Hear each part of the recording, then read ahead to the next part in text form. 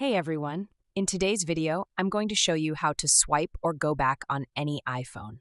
Let's get right into it. First, open any app on your iPhone. I'll start with the Settings app as an example. When you're in an app and want to go back to the previous page, you'll typically see a back button in the top left corner. Tapping this button will take you to the previous screen.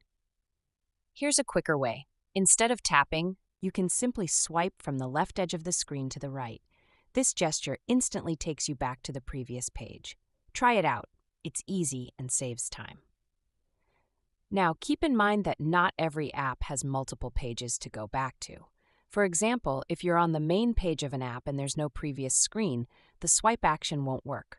But for apps like TikTok, Safari, and many others, you can swipe back as well as swipe forward sometimes, depending on the app.